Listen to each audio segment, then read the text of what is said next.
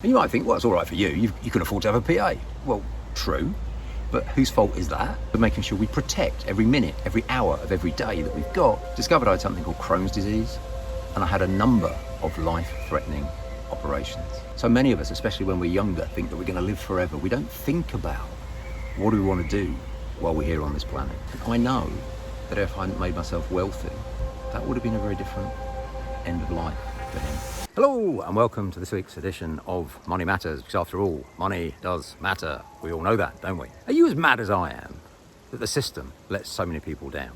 How do I know the system lets people down? Because I'm part of the system. I went through the system just like you. Work hard at school, get good grades, go and get a job for life. Don't know about you, I've been made redundant 3 times due to various company takeovers and whatever. That didn't work out so well. I got to be very senior and I got to be earning quite a lot of money.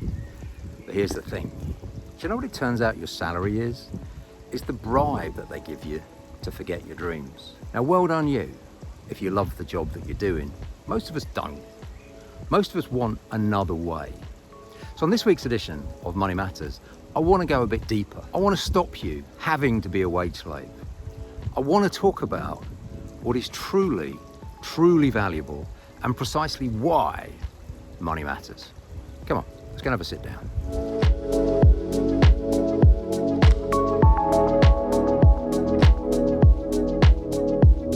Money matters. But if you've watched this channel for a while, you'll know what I mean is it's not about the actual money, rather the choices that it enables. But I just wanted to almost take a little time out from the hard numbers, the hard facts, property deals, tax, and I just wanted to focus on why we do all this. It's never about the money. It's about the choices that money enables. Now, whatever the most important thing is in your world to you, I'm pretty sure money will help. 7 or 8 years ago now, my mum had a gallbladder problem and she needed a gallbladder removed. So she went along to a local NHS hospital and I'm sure they were doing their best. But what they said is, well, it's not life-threatening, so we will remove your gallbladder, but that'll be, sometime in the next 3 years. And she phoned me and she was in tears. I mean, she was in agony, she couldn't sleep, she was, being sick all the time. It was just, she was like, I don't know what to do, Paul. I said, well, here's what to do, Mum. Relax. I looked up the number of the local sort of private hospital close to where she lives. Told them that she was going to be contacting them for a gallbladder surgery, and she had it done 3 days later. I'm not saying this to in any way, shape or form make any point other than I'm sure each and every one of you would give very happily the £6,000 that cost, as long as you could afford it. And that's why money matters, because money enables choices. And it doesn't matter whether your loved ones need some help, or whether you just want to travel, or whether you want to buy nice things, or whether you want to give money to charity. The choices that you have increase exponentially as you become wealthier. I believe it's each and every one of our duties to become wealthy so that as and when the time comes, we can answer the call. We can be the person that's able to help, because money literally does matter. Now, this might start to get a bit uncomfortable because I'm going to challenge you on whether you actually practice what you preach. And I'm going to put that in a number of different dimensions. If you truly believe that time is your most valuable asset, why do you give so much of it away? And why do you sell it so cheap? And let's take those 2 key points before we go further. Why is so much of your time dictated by somebody else's agenda? And there are so many examples I could give you, but let's just start, for example, with mobile phones. Pretty much every single one of you will have a mobile phone. Pretty much every single one of you will have an answer phone message. Somebody phones you on that mobile phone. When you get a nuisance phone call trying to sell you, something you don't want, a good percentage of us will pick it up. And if we miss it, a good percentage of us have an answer phone. So if we miss it, the answer phone is probably going to say something like this. Oh, hi, sorry, Paul here. Sorry to have missed your call. Leave a short message and I'll get back to you as soon as I possibly can. Okay, really? Are you actually going to get back to them? But let's say you picked it up. And I picked up this message the day after my 50th birthday. I'm 56 now, so this was 6 years ago. Mr. Smith, yes? This is Golden Charter here. I said, Golden who? I thought they were trying to sell me some gold or something. And the guy goes on and he says, are you concerned about the rising cost of funeral care? I said, no. And he said, well, you should be, because, and he starts giving me all these statistics about how it's getting more expensive to be buried. I'm like, whoa, I'm 50 years old, leave me alone. I don't want to talk to you about my funeral. So this guy has come into my life, tried to sell me a funeral plan, tried to concern me about, the rising cost of funeral care. I couldn't give a monkey's. Put me in a Tesco's box and chuck me in the river. I don't care. It's not high on my agenda. What I just thought to myself, this. You can't control what the world does to you. You can only control how you react to it. So on average, studies have proved that if you respond to a kind of junk phone call, not only do you waste a few minutes on the junk phone call, it then distracts you for the next half an hour. So that person took from me probably an hour of my life, all because I answered the phone to someone I didn't know. So what are you doing in your life that is literally, we talk about wasting time, don't we? But if we reframe it as wasting your life, what are you going to do differently to stop wasting your life? So here's what I did. I introduced 2 rules. Number 1, I never ever answer phone calls from people that my phone doesn't recognize. And even then, I have to decide strongly whether I actually want to answer it or not. And there's very few people that I will actually answer the phone to. Because number 2, they then go through to my answer phone. My answer phone message says this: hi, Paul here. Please don't leave a message because I don't answer them. If it's really urgent, then contact Emma, who's my PA. If it's really urgent, they will phone my PA. And you might think, well, it's all right for you. You can afford to have a PA. Well, true. But whose fault is that? Did someone just give me a PA?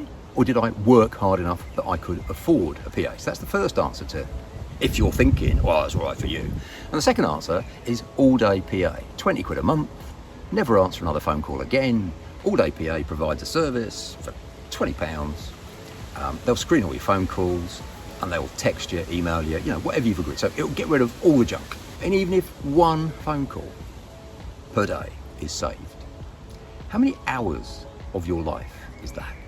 And is that worth 20 quid? If time truly is your most valuable asset, why are you wasting so much of it? Why are you wasting so much of your life? Why are you giving it away for no purpose other than to upset yourself? The second thing I want you to consider is, like me, you've only got one life, yeah? And what's a wage? What's a salary? It's an hourly rate for hours of your life. What's your life actually worth? Because you ain't getting another one. Which is why I so strongly believe in having assets.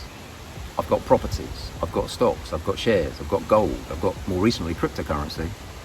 I've got various assets that give me money in exchange for not any of my life, in exchange for not any of my hours, in exchange for not any of my time. So if we're truly, truly, truly believing that time's our most valuable asset, we shouldn't be working in some sort of salary or job where we're selling our life by the hour, should we? And we should be far more efficient in terms of making sure we protect every minute, every hour of every day that we've got so that we don't give it all away. I hope you're finding this interesting because I know this is a lot deeper than normal.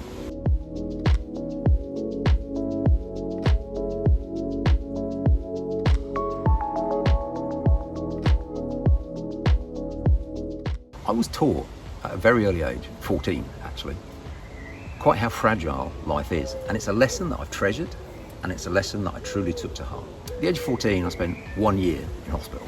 Discovered I had something called Crohn's disease and I had a number of life-threatening operations. The reason it's relevant to this time discussion is this. Several times, the surgeons, the medics told me to say goodbye to everyone because I probably wasn't coming back. And I did. That is a beautiful thing for me to have. There is no doubt in my mind that life is short. So many of us, especially when we're younger, think that we're going to live forever. We don't think about what do we want to do while we're here on this planet. But that experience, that massively valuable experience, taught me to live every single day as if it's my last. Because one day, I'm going to be right. 8 years ago now, my dad passed away. Around about 10 years ago now, he phoned me up and he said, Paul, got something I want to tell you. And I almost knew it before he told me. Because my dad was the kind of dad where if I phoned the house to talk to Mum and Dad. It was on the old landline before mobiles. Like, Dad didn't really do mobiles. And if he picked the phone up and said, "Oh, hi Paul, I'll just get your mum." And I wouldn't have had the chance to say anything. I don't know if any of you have a dad like that. "I'll just get your mum." Because he used to love talking face to face, but he just really didn't do telephones. Something to do with his generation, I don't know. So I knew when this tough guy phoned me up on my mobile that something was drastically wrong. And he said to me, "I've got small cell lung cancer. I've probably got 6 months to live." I know for most normal people, they'd have been in an impossible situation. They couldn't just have dropped everything, gone, because we were living in Scotland. My mum and dad were on Hayling Island, so couldn't have been any further away on mainland UK. So I couldn't really pop round after work. But I didn't have a job. I didn't have to work because I had property, I had assets. I was getting paid for not working. And I had the pleasure of spending a lot of the next 2 years with him because he defied all the odds. I told you, he's a tough guy. And this wonderful man needed me, needed us at the end of his life. And because I was a property investor, and because I had some wealth, we were able to buy his flat, buy my mum and dad's flat from them. We told him, very proud man, he wouldn't take money. We just told him make a great buy-to-let. Lies. It was a grade 1 listed flat as a buy-to-let. So in the background, we just bit the bullet. We put a buy-to-let mortgage on it and sold it. So whatever. But the important bit of our knowledge was that we bought a really run-down 1-bedroom bungalow, did it all up, turned it into a 3-bed bungalow, because we thought he only had a few months to live. So we put our teams in there and we turned it from a 1-bed to a 3-bed, I think in about 6 weeks or something like that. It was just woof, in, out, smash, done. And it was gorgeous. And so that meant he got to spend the last 2 years of his life in the garden. Even when he needed a wheelchair, it was all just flat. We could wheel him around. We built him this incredible library in one of the rooms because books, learning, education were fantastically important to him. Barbecues with the children, grandchildren. He had a very good quality of life for that last 2 years. And I'm blessed to have been able to have worked with him to make that possible. And I know that if I hadn't made myself wealthy, money matters, that would have been a very different end of life for him. Fortunately, my mum's still around, love her, and she's pretty healthy. She's 80 now.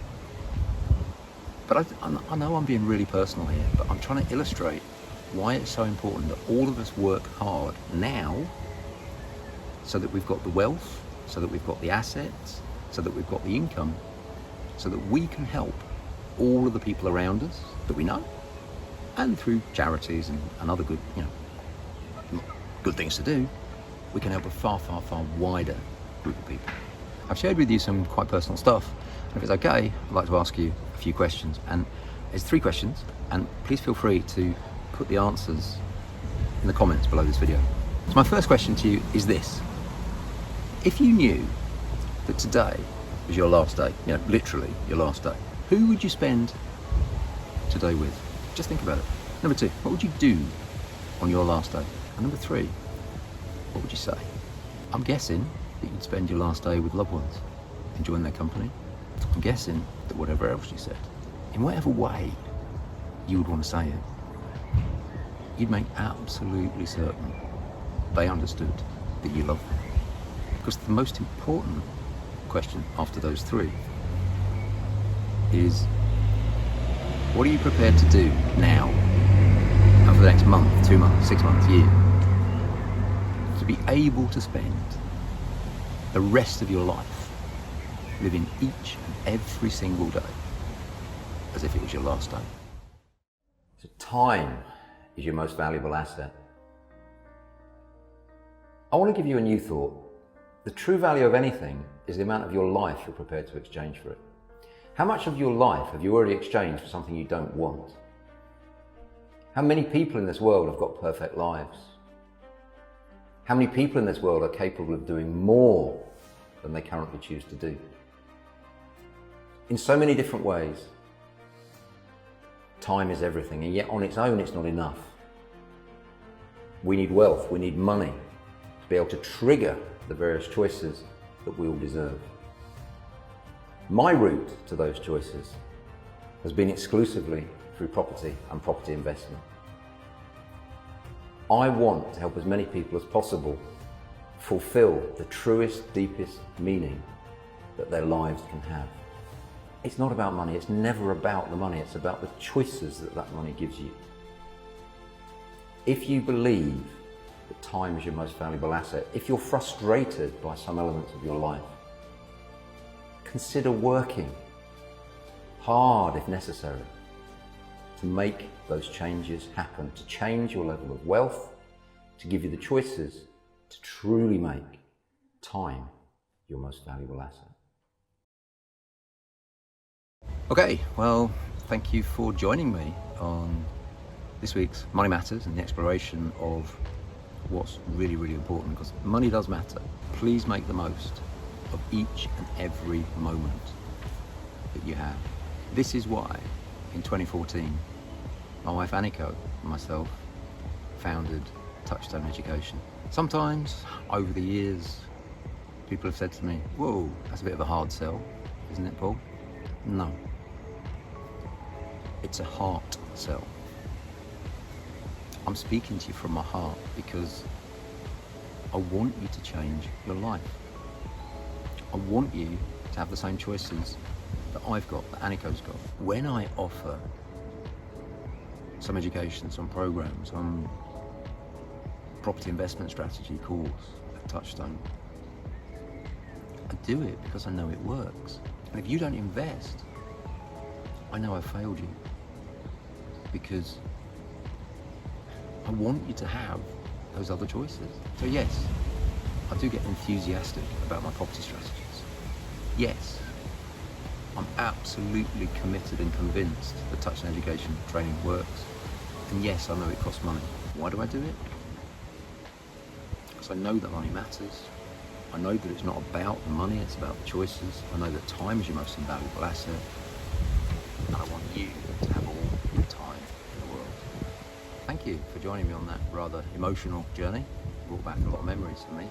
If you want to take that next step to becoming a full member of the Touchstone family, click on the link below and come and spend 2 days with us at Wealth Through Property and take your first steps to becoming wealthy through property. As always, my friends, you've been wonderful. I've been Paul. See you next time. Bye-bye.